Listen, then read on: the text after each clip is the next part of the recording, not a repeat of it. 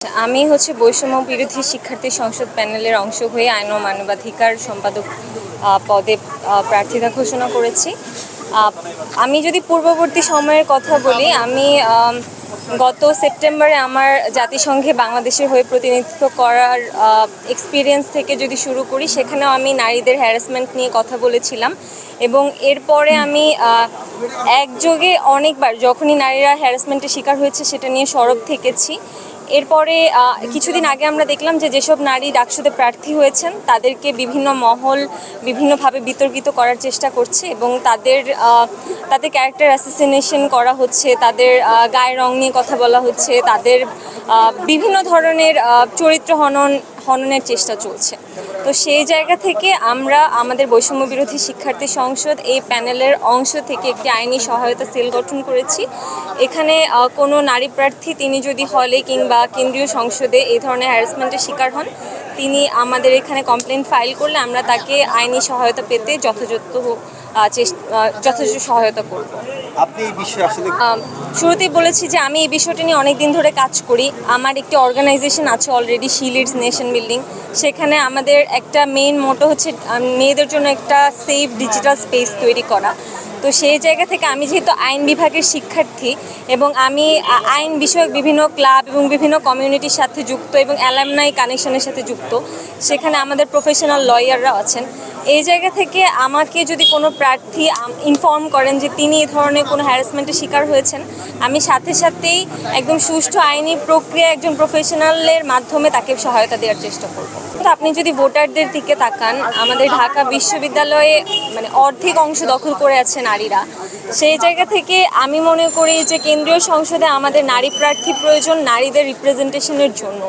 কারণ একজন প্রার্থী সে পুরুষ নাকি নারী সেটার আগেও বড় কথা, সে একজন প্রার্থী, সে এই ক্যাম্পাসে কাজ করে গেছে এবং সমান তালে সে অবদান রেখে গেছে। এর মধ্যেও নারীদের কথা বলার জন্য আমার মনে হয় নারী রিপ্রেজেন্টেশন দরকার। এবং আপনারা দেখেছেন আমাদের প্যানেলে 7 জন নারী আছে যারা গণঅভ্যুত্থানে সরাসরি ভূমিকা রেখেছেন এবং এই সাহসী নারীরা যদি কেন্দ্রীয় সংসদে নারীদের কথা বলেন, অন্যায়ের বিরুদ্ধে প্রতিবাদ করেন এবং আবারও সাহসী ভূমিকা রাখেন, আমার মনে হয় যে এই যে ইনক্লুসিভিটি বা আমরা একটি পূর্ণাঙ্গ প্যানেলের যে রূপ দেখতে চাই সেটি আমরা আসলে ছাত্র সংসদে প্রতিফলন দেখতে পারবো। বলতে চাই যে আপনারা যদি প্রত্যেকটা প্যানেলের দিকে তাকান, আপনারা দেখবেন যে প্রধান 3 পদে একজন করে নারী রাখা হয়েছে মোস্ট অফ দ্য প্যানেলে এবং নারীদেরকে অনেকে বলছেন যে এটা অর্নামেন্টাল পোস্ট। এই জায়গায় আমি বলতে চাই আপনারা দেখেন কোন নারীরা প্রতিদ্বন্দ্বিতা করছে। যে নারীরা হলে তালা ভেঙে জুলাইয়ে রাজু ভাস্কর্য এসে শেখ হাসিনার বিরুদ্ধে তুই রাজাকার মিছিল দিয়েছিল, সেই নারীরা আজকে প্রতিদ্বন্দ্বিতা করছে। যে নারী মিছিলের সম্মুখ সারিতে গিয়ে নিজের বুকে গুলি নেওয়ার মতো একটা পরিস্থিতিতে মিছিল করেছে, সেই নারী এখানে প্রতিদ্বন্দ্বিতা করছে। যে নারী সকল নারীদেরকে সংগঠিত করেছে জুলাইয়ে, সেই নারী প্রতিদ্বন্দ্বিতা করছে। এছাড়াও গত জুলাইয়ের আগ থেকে যেসব নারীদের বছরের পর বছর এই ক্যাম্পাসে ফ্যাসিবাদ দমনের বা ফ্যাসিবাদ বিরোধী ভূমিকা আছে, সেই নারীরা এখানে প্রতিদ্বন্দ্বিতা করছে। কোনোভাবেই এইসব নারীরা অর্নামেন্টাল না, বরং তাদেরকে আমার মনে হয় যে নারী পুরুষ সকলেই গ্রহণ করেছে এবং এই পোস্টগুলোতে তারা আরও অনেক গুরুত্বপূর্ণ ভূমিকা রাখতে পারবে। আমার অনুপ্রেরণা আমার হলের মেয়েরা। আমি রোকেয়া হলের শিক্ষার্থী। সেখানে আমি রোকেয়া হল থেকে যখন আমরা কোনো একটি অন্যায় হয় আমরা একসাথে জোটবদ্ধভাবে যখন প্রতিবাদ করি, আমি দেখেছি নারীদের শক্তি।